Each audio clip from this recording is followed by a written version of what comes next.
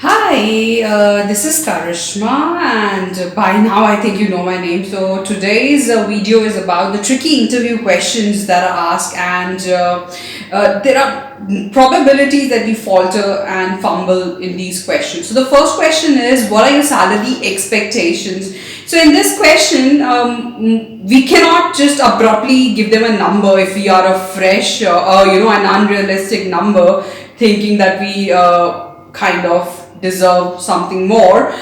So you got to do your research and get to know the standard salary for the post that you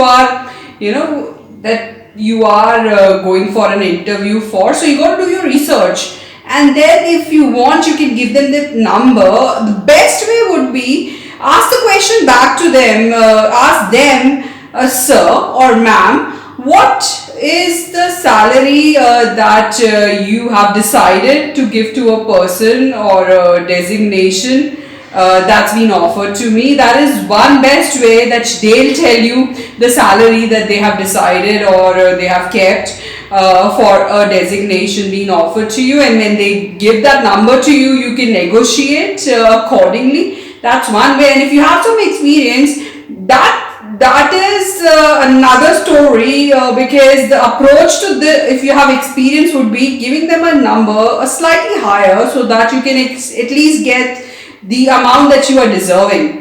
Yeah, that is one question, the tricky interview question where we falter and where we can go wrong. The second interview question that I'm going to tell you about is why did you leave your past company, past employer?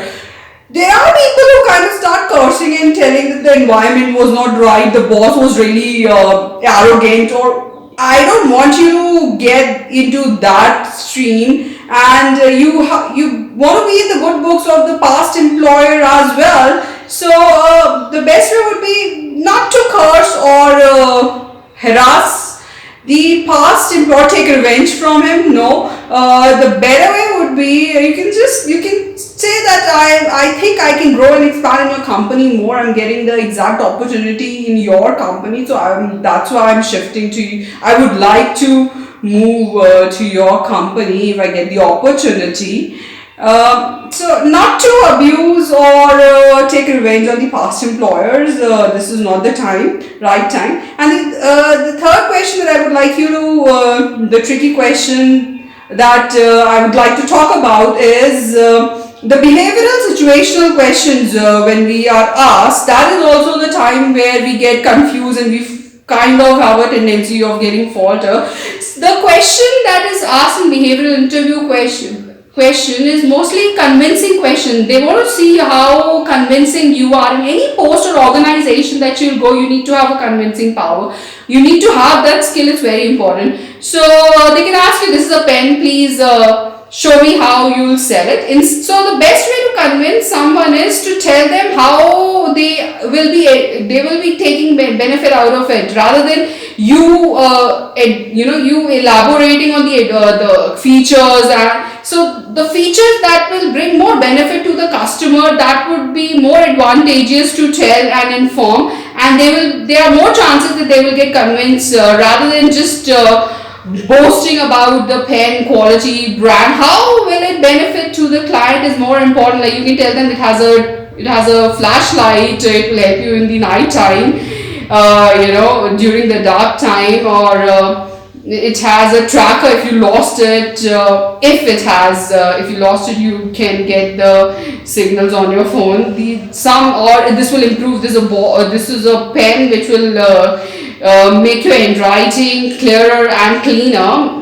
Something like that will benefit the client or a customer more, and they get convinced. Yeah, so if I'm gonna buy it, it will benefit me, rather than you boasting or becoming a brand ambassador. I would rather advise that you tell the benefit and how that thing will be advantageous to the customer or client. There are more chances of they buying that thing. Rather, recently there was a question that was being asked to me in an interview, that was if you the person is moving to a new place and you want to pick up certain newspapers from his cupboard from there, so how will you convince him to take a ride, give you a ride along with him? So in this way also, you got to tell him certain things that it doesn't look like a burden for him to take you along. Rather, you can convince or give him certain convincing pointers where maybe it will benefit you. I can tell you certain good places where you can buy furniture along the way. So you can't entice him and make him convinced by telling him how to benefit, the person is going to benefit out of it. That is the best approach to handle a situational or behavioral question. So these are the questions that I wanted to tell you. These are the tricky questions. Most of the time we falter and get lost in these questions. So I wanted to tell you the best approach to handle these questions. Don't lose confidence ever. That's one way.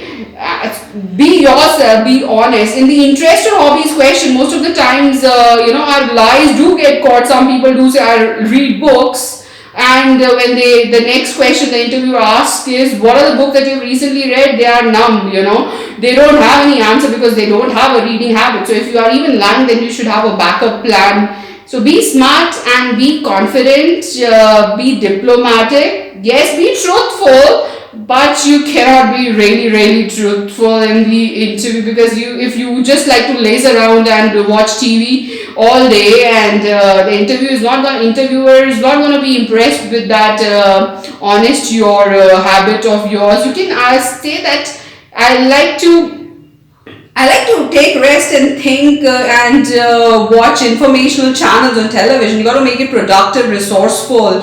And the best way to crack any interview, use good words when you're describing yourself or giving any description, like productive, resourceful, result oriented. They will be looking for these vocabulary also. So give all these sharp words that can get the interviewer on the right path. You get click with the interviewer, and he think that you are the right candidate for them. Well, you can also check out my online course, Learn to Choose the Right Career. I will be leaving that link in this video description. So it's on Udemy, you can check it out. And I'll be making some more videos on the employment and how to choose a work that we love. I think that will help the students, and so that's why I'm going to make more videos on it. So thank you. That's it for today.